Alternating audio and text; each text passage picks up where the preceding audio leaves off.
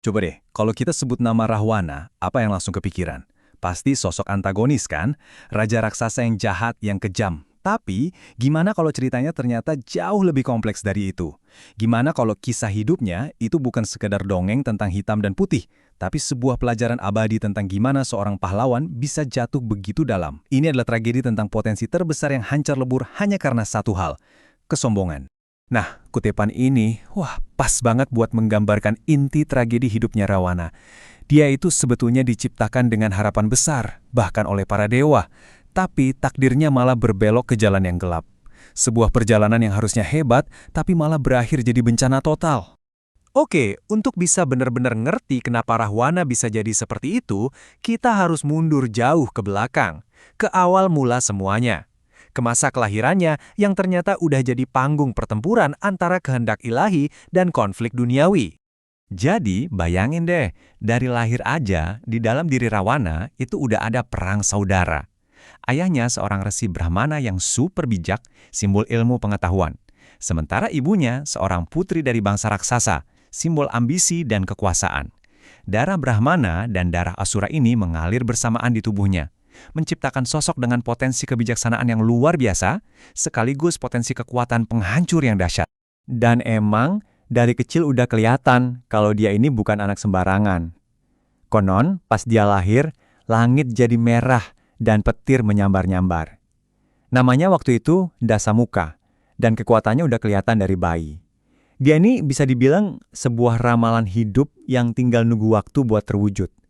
Entah jadi kebaikan, atau sebaliknya, jadi malapetaka. Oke, jadi ambisi yang besar ini bukan cuma warisan ya. Ambisi ini ditempa, diasah lewat disiplin yang luar biasa keras. Dan pengejaran tanpa henti akan kekuatan inilah yang pada akhirnya membawa dia ke puncak tertinggi. Lewat tapa berata yang super ekstrim selama bertahun-tahun, dia akhirnya berhasil mendapatkan anugerah dari Dewa Brahma. Anugerah yang bikin dia hampir mustahil dikalahkan. Tapi, coba lihat langkah ketiga. Ini nih titik krusialnya. Saking sombongnya, dia nganggep manusia itu, apalah remeh banget. Jadi dia nggak minta perlindungan dari mereka. Sebuah kelalaian kecil, tapi justru inilah yang menanam benih kehancurannya di masa depan. Dan jangan salah sangka, Rahwana itu pemimpin yang sangat-sangat cakap. Setelah berhasil merebut tahta Alengka, dia mengubah kerajaannya jadi super makmur. Saking hebatnya pemerintahan dia, konon katanya nih, rakyat paling miskin pun kendaraannya terbuat dari emas. Nggak ada satupun yang kelaparan. Tapi, seiring kekuasaannya di luar makin besar, ada kekuatan lain yang tumbuh di dalam dirinya. Kekuatan yang jauh lebih berbahaya. Jadi, apa sih sebenarnya arti di balik nama Dasamuka itu? Ya, kalau secara harfiah sih gampang ya. Dasamuka itu artinya yang berwajah 10. Ini sering diartikan sebagai simbol pengetahuannya yang luar biasa luas, seolah-olah dia butuh 10 kepala buat menampung semua ilmunya. Tapi, ada makna yang jauh lebih dalam, terutama dalam filosofi Jawa. 10 wajahnya itu ternyata bukan simbol kehebatan, tapi justru 10 kelemahannya. 10 hawa nafsu yang pada akhirnya bakal memakan dia hidup-hidup. Jadi, disinilah letak tragedi sesungguhnya. Kisah Rahwana itu sebenarnya bukan soal perang melawan Rama, tapi perang melawan iblis-iblis di dalam dirinya sendiri. Melawan kesombongan, keserakahan, kemarahan, dan pertarungan ini, sayangnya, dia kalah telak. Inilah cacat tragisnya. Nah, di setiap kisah kejatuhan, pasti ada satu momen, satu titik di mana semuanya udah nggak bisa balik lagi. Bagi Rawana, titik itu adalah satu tindakan. Cuma satu, tapi didasari oleh harga diri yang terinjak-injak yang akhirnya menyeret seluruh dunia ke dalam peperangan.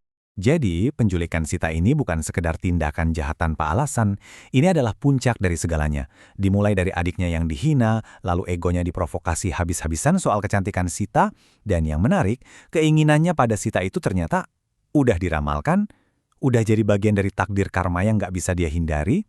Akhirnya, hasrat dan kesombongan pun menyatu memicu tindakan yang menghancurkan segalanya. Perang besar pun pecah. Tapi ini bukan cuma soal adu kuat pasukan ya. Buat Rahwana pribadi, perang ini adalah proses kehancuran yang berjalan pelan-pelan dan menyakitkan. Semua yang dia punya, semua yang dia sayang, satu persatu hilang di depan matanya. Egonya benar-benar udah membutakannya. Bahkan adiknya sendiri, Wibisana, yang paling bijak, udah mohon-mohon Kak, sudahi semua ini, kembalikan Sita. Tapi apa jawaban Rawana? Dia malah ngusir Wibisana, menganggapnya sebagai pengkhianat. Dia lebih milih keangkuhannya daripada akal sehat dan kehilangan satu-satunya suara yang mungkin bisa menyelamatkannya. Lalu, Kumbakarna, saudaranya yang setia dan perkasa itu. Dia maju perang bukan karena setuju sama kakaknya, oh bukan. Dia maju murni demi membela tanah airnya, Alangka. Dan di medan perang itu, dia pun gugur.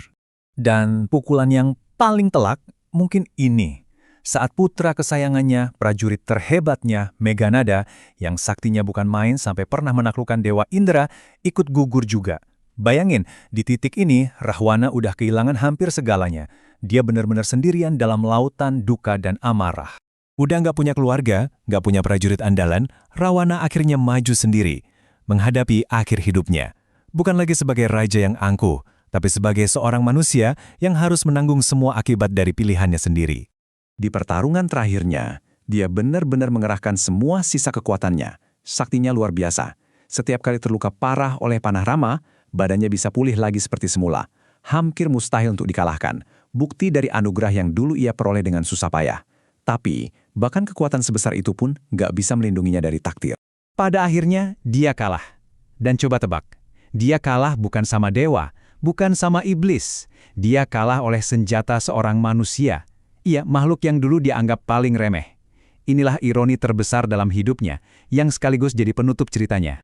Pada akhirnya, kisah Rawana ini bukan cuma dongeng tentang raja jahat.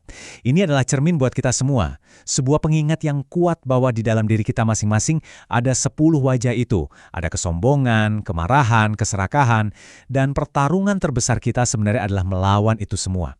Pertanyaannya buat kita, wajah yang mana yang akan kita biarkan menang?